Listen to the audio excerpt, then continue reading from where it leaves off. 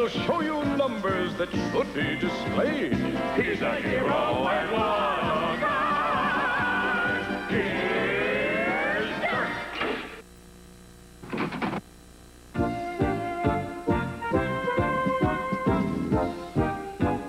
Aha! There you are, you mathematical wizards. Waiting for another stirring adventure with the world's foremost number cruncher, are you? Well, as today's episode, titled Go West Young Mathematician, begins, Lieutenant Dirk Niblick was relaxing at home. I love juggling. It involves mathematics and couples it with dexterity. Suddenly, Dirk's solitude was pierced by the jangle of the telephone bell. I wonder who it could be. So do I. Only one good way to find out. Whoops! Lieutenant Dirk Niblick of the Math Brigade. Oh, hello, Mother. Of course you're not interrupting me. I was just juggling my books. You what? You have a problem. Aha, the light is burned out in your bedroom and it's pitch dark in there. So? You can't see your socks in front of your face. Oh, I see. Aha, you have a drawer full of 100 socks. 50 of them are maize and 50 of them are blue. And you can't figure out how to get a matching pair. And your feet are getting cold. Well, I'm not surprised. You want to know how many socks you would have to pull out of the drawer to make certain you have a matched pair. There are 100 socks, 50 are maize and 50 are blue. How many do you think you would have to take out of the drawer to make sure you had 2 of the same color? Mommy dearest, I'll have to ask you to hold on. Mothers are so cute when they talk cranky. Hello, who are you? I'm a tough Annie Oakley type. Name's Ethel Nails. I need some mathematical help, and I heard you was the fellow who could lend it. What seems to be the problem? Well, I bought some land from an hombre, and I'd like you to take a gander at it. I'd be glad to. Mount up. You mean get on top of this horse? Well, that's the best way I've found to ride him so far. Where is this land? Montana. Last one there is a notary Sojak.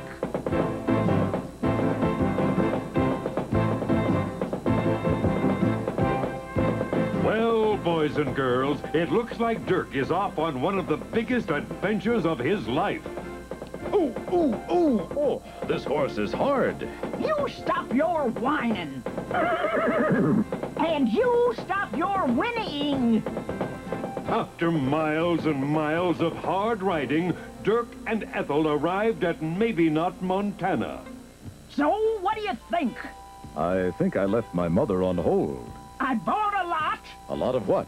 I bought a piece of land to build my dream house on. It's 10,000 square meters. 10,000 square meters. Oh, that's a nice chunk of earth. I assumed it was 100 meters by 100 meters. So what's the problem? I didn't get 10,000 square meters. Look at what he sold me. I see. What should I do? Build a very long, skinny dream house. Boy, I'd like to talk to the man who chiseled me out of my moolah. The man who what? Cheated me out of my money. Oh, there's the man. Did you sell this woman 10,000 square meters of land, Mr. Trump? I certainly did, and I'd be happy to do the same to you. 10,000 square meters of land, 100 meters by 100 meters. That's what she thought she was getting. Well, she was mistaken. Misshapen? Why, I ought to deck you flat. Hey, put me down! Mr. Trump, that lot is not 100 by 100. No, it's not. I sold her a lot that's 10 meters wide and 1,000 meters long. Well, sorry, folks, I got a mosey. I'm about to sell my land office. Doing land office business, are you? Ms. Nails, I'm afraid he's right. He did sell you 10,000 square meters of land, just like he said. But that land is worthless. How can anybody do anything with land that is 10 meters by 1,000 meters? Did he sell any more land like that? He sold me one of them. I bought one. I put my whole retirement pension on one. I've been swindled. How many of you are there who purchased land? 10 of us.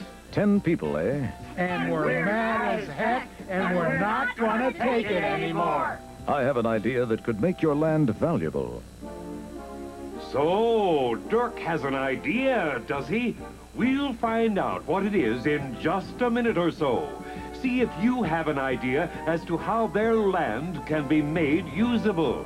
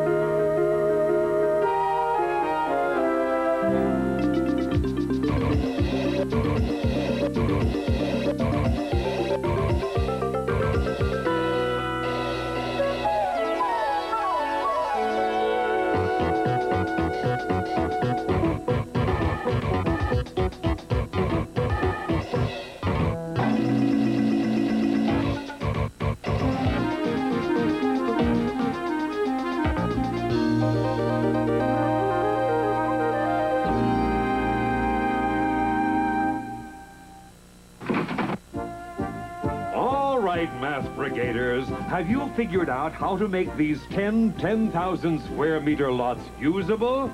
I have to admit that I can't figure out what Dirk has in mind, but then I didn't get to go to school when I was your age. I had to work bringing in the sheaves. Let's see what Dirk is up to. Oh, dag nabbit, I got something in my eye and it smarts. Then take a look at your lot. It's a sight for sore eyes. Well, what you got in mind, Niblick? I want to get back to my condo, because in a few minutes it's almost time for Square One TV. A little plug. Don't worry, Ethel. This won't take long. Hey, what's the meaning of this? I sold each of these people 10,000 square meters of land, and they got no kick coming. Oh, says yo. Oh, yeah, you can't do that. We can't build anything on a Get a 10-foot rope. wide lot. Jim, What the heck? Well, sticks and stones can break my bones. Enough. Here's my plan. There are 10 of you who each own 10,000 square meters of land, right? That's right. How much land do you own if you add it up? Well, there are 10 of us, each with 10,000 square meters. 10 times 10 is 100. 100,000 square meters. Well, so what? What if we put it all together Yes? and redistribute it, like this? Oh, no, you don't. I won't allow it. Hey, that works. We each still have 10,000 square meters of land. But now it's 100 meters by 100 meters. It's land that you can use. We love mathematics. And as for you, I am Trump, you have nothing to say about this because you don't own the land, remember? Don't rub it in. I sold them the land in those dimensions so they couldn't build on it. But why? Hey, why not? And so, once again, Dirk Niblick has put good old common sense and know-how to work. Hello, Mommy dearest. Did you figure out how many socks you would have to take out of the drawer in order to get a matched pair if you had 50 maize socks and 50 blue socks? 2? No, that's not right. The answer is 3, Mommy dearest. If you pick 2 and one is maize and the other blue, the third sock you pick has to be maize or blue. So that's why you need 3 to be sure of a pair. You still say 2? Oh, I see. You had the building super put a new light bulb in the socket, turned it on, and just reached in and got 2 that matched. You're a pretty resourceful mom, Mom. What's that? I couldn't have said it better myself. Thank you, Lieutenant Dirk Niblick. Thank you from the bottom of our socks.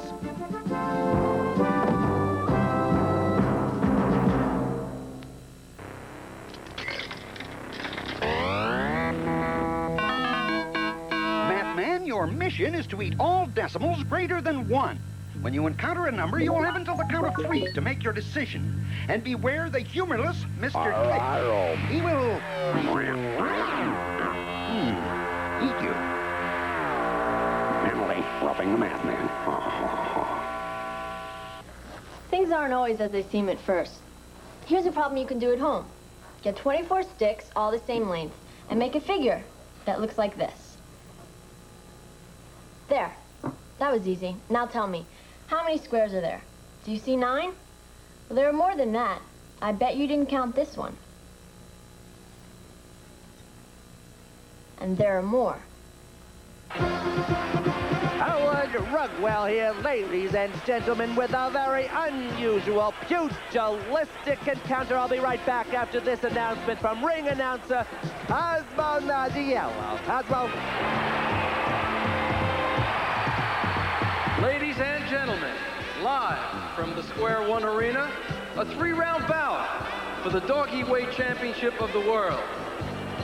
And in this corner, wearing blue trunks, the former welterweight champion of the world, the one and only, Sugar Ray Leonard. Sugar Ray Leonard. And in this corner, wearing a scruffy coat with a red flea collar, Lad a Dog. Lad a Dog. The contestants are meeting in the center of the ring to get their instructions. The challenger looks very confident. Okay, both know the rules. The object is to weigh the dog using these scales in 3 rounds or less. Good luck to each of you. Shake paws and come out weighing. The contestants are going back into their corners, and the fight is about to begin. Sugar Ray is quick to come into the squared circle. Lad a Dog a bit more reluctant. The pugilists are mixing it up. It seems Sugar Ray is trying to coax the canine onto the scales by offering his fingers as bait. But Lad is a street-wise pooch and backs off, not having fallen for the feint. If the Sugar Man can't get the dog on the scales, how can he weigh it? Wait a minute. Wait a minute. Lad has put 2 paws on the scale. No, Lad slips to the attack. Lad is about to go off with all 4s. No, there's the bell tone ending the first stand. What's the matter? What's the matter? I can't seem to get him to stay on the scales. How can I weigh him if he won't stand still? I don't know, but a lot of my friends watch Square One TV at home, and you're beginning to embarrass me. Okay, I know that. Oh, look at him. He thinks he's got me beat. But I have an idea. He's not very big, right? Yeah, but remember, they're not very big as they come, they're not very hard as they fall. Yeah, but look here, get me something the same size as the dog, and I'll weigh that. What is the champion doing now? I get it as an object about the same size as Lad a Dog, and I think he's gonna weigh that object, but I don't think it's gonna work. Dad, I think that the cereal block is heavier than the dog. Just because 2 things are about the same size doesn't mean they weigh the same. I know that, Ray, but listen, I'm trying to win this fight. Yes, Dad, but remember, volume and density. Hey, Sugar Ray, take it from Howie. I happen to know that Lad a Dog weighs less than 50 pounds. That's the bell ending round 2, and the champ looks tired. He's fired his best salvo, and Lad a Dog has rolled with the attack. I don't know, Ray. This guy's got me totally confused. He's good, all right, Dad. But I have a plan. Yeah, it has to be good. I can't last much longer like this. Here it is. What if we... What's this? Strategy being imparted from the mouth of the manager into the challenger's auditory canal. And there's the bell for the final round. The frenzied mob sounds like a frenzied mob. What's this? Sugar Ray has picked up his opponent. Unbelievable. Incredible. He's on the scale and is ascertaining their combined weight. The scale reads 161 pounds. I weigh 152 pounds. 152 from 161 is 9. My opponent weighs 9 pounds. What a scrap! Lad put up a valiant battle, and Sugar Ray knows he's been in a real dogfight. Ladies and gentlemen, the winner and new Doggyweight champion of the world, Sugar Ray Leonard. So, Ray, how did you figure out that incredible piece of strategy? Ray, where's Duke? Oh, all to my trainer here. It was his strategy. I know my dad's weight. Just weigh him with the dog and subtract. It's so simple, it's elephant. Huh.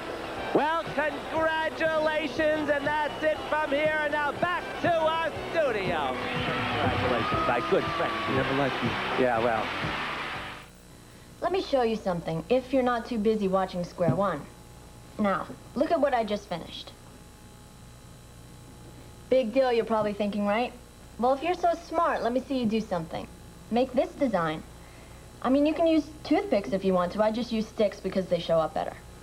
Make this design and move 4 of your sticks so that you have 3 squares all the same size and no sticks left over. Move 4 sticks and have 3 squares all the same size and no sticks left over. Here's a hint. Go for it. The story you are about to see is a fib, but it's short. The names are made up, but the problems are real. It was Wednesday, 2:43 p.m., and masses of people were beginning to form on Hollywood Boulevard waiting for the beginning of the annual Santa Claus Parade, even though that event was months away. Angelinos know what's important and are willing to wait for it. I was working the day watch out of Mathnet. The boss is Thad Green. My partner is George Franklin. My name is Monday. I'm a mathematician.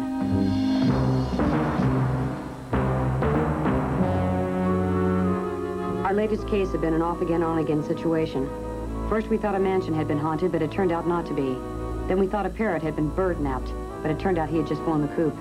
We decided to look at earlier scenes to see if we could get our heads screwed on right. Walter Trepling had been appointed guardian to a parrot named Little Louie. Little Louie had inherited a manor house from a once famous comic named Roscoe Fatty Tissue. Walter, maybe, had inherited a fortune. This is where Little Louie lives. Walter had heard strange sounds and thought the house was haunted. But on investigation, we found... Well, if it isn't our ghost. The ghost turned out to be a ne'er-do-well named Norman Tedge, who, posing as a distant relative, was trying to worm his way into Fatty Tissue's fortune. I deserve this house more than that molting bag of feathers. Sticks and stones can break my bones. 1, 1, 2, 3, 4. So you were trying to scare people away so you could find the money, eh? Yes. Call me a hopeless romantic, but I love treasure hunts. You better make tracks, Mr. Tedge. Later, Walter called and said Little Louie was missing. We set out as a search party to try and find him. We called out the set-up lines to jokes Little Louie knew, but that didn't bring him out of hiding. Finally, George remembered that Little Louie loved numbers. Walter, what are those numbers Little Louie used to recite? 1, 1, 2, 3. That's what I thought. 1, 1, 2, 3. 1, 1, 2, 3. 1, 1, 2, 3. 5. Eureka! Using a series of numbers called the Fibonacci sequence, in which you add the 2 previous numbers to get the next one, George found Little Louie, the mathematically inclined parrot. The sequence also worked to reveal a wall safe, and what we hoped would be Fatty Tissue's fortune.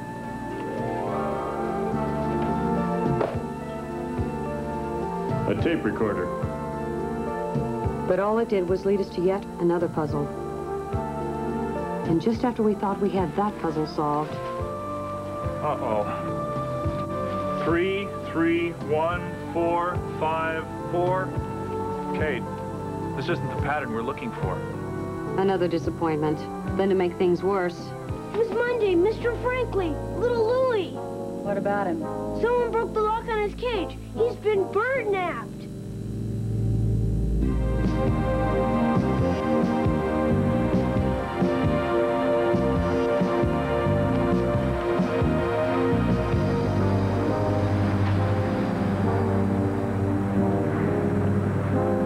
The number pattern that we were analyzing would have to wait. Finding Little Louie was our top priority. We questioned a pet store owner and famous big game hunter, now retired, named Frank Puck. You specialize in birds, Mr. Puck? Yes, all kinds of birds. Do you know what I can do to get rid of a gaggle of grackles in my garage? George. Mr. Puck, we have reason to believe a valuable parrot has been stolen. Happens all the time. Parrots make good companions. Has anyone offered to sell you a parrot in the past few hours? No, but a man came by with a minor bird about 15 minutes ago. We could have painted him. But no parrot? Sorry. Can you describe the bird? He was about this tall, covered with feathers. His name was Little Louie, and... Little Louie? Fatty Tissue's bird? Yes. Do you know Little Louie? We've never met, but I know of him. Probably the most famous parrot in Hollywood. Really? What a talent. Did you ever hear him sing Carmina Burana? No. Break your heart. I hope nothing unbirdlike has happened to him. If you hear anything, Mr. Puck, please let us know. You bet I will.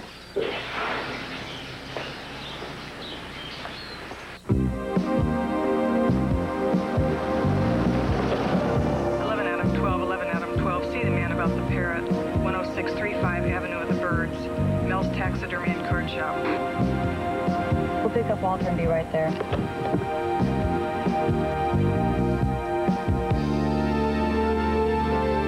We'd put out an additional APB to all taxidermy shops when Little Louie came up missing. One of them called to say someone brought in a parrot to be stuffed and mounted about an hour ago. We brought Walter with us in case he needed to make a positive ID.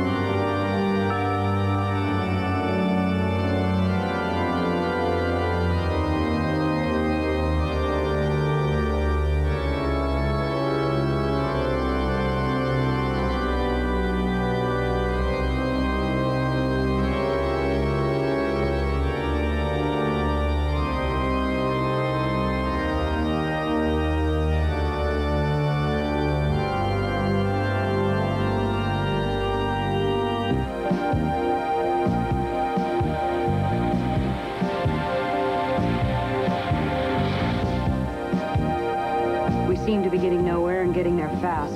But when you're trying to solve a problem, you've got to keep at it. We decided to pay a call on Norman Tedge, our ghost from Tuesday's episode.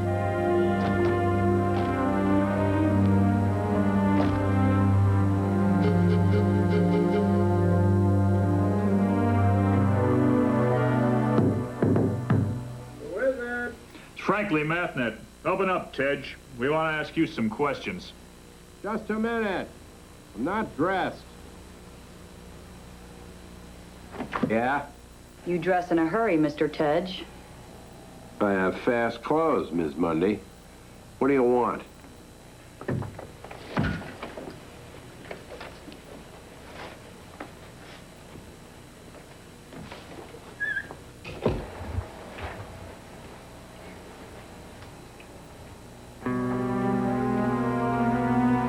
We gave the apartment the once-over. It looked like a cyclone had hit it and lost. Good taste did not appear to be one of Tedge's virtues.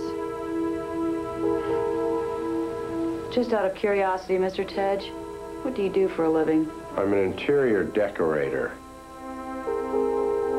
But I'm sure you didn't come here to ask me about my occupation. No, about a bird. Bird? Little Louie, to be specific. What about him? Somebody stole him. They think it was me? Aye. They think it was you. We think you nabbed Little Louie. That's ridiculous. What would I want with a parrot? They make good companions.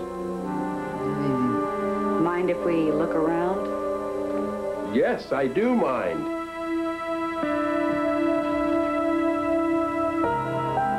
Miss Monday! Mr. Franklin, look! Birdseed! Not bird seed, it's stale grape nuts.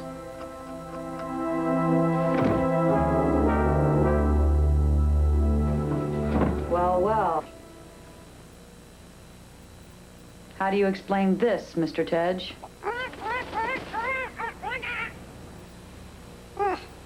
Okay, you got me. Thanks, I needed that. Oh, does that feel better? George, George, George. 1, 1, 2, 3, 5. Eureka! Hello, little Louie. You just love Fibonacci, don't you? Okay. 1, 1, 2, 3. 5. Eureka! Rock, rock, rock. Fibonacci! If you wouldn't mind, the neighbors might complain. Why did you bird nap, little Louie? I thought he might tell me where Tissue's fortune is. I didn't hurt him. He gave me the 3rd degree. He gave me the 3rd degree. Didn't hurt him, huh? I just scared him a little, that's all. Mind if I use your phone, Mr. Tedge? I want to call for a backup unit and have you arrested. Be my guest. Give me an F.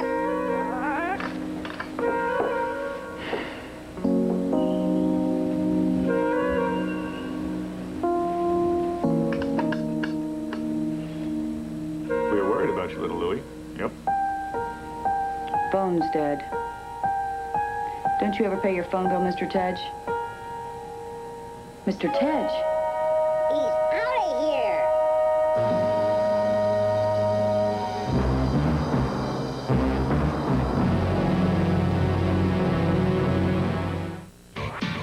100% of Square One TV is a production of the Children's Television Workshop. This program was made possible by grants from the National Science Foundation, the Corporation for Public Broadcasting, the Andrew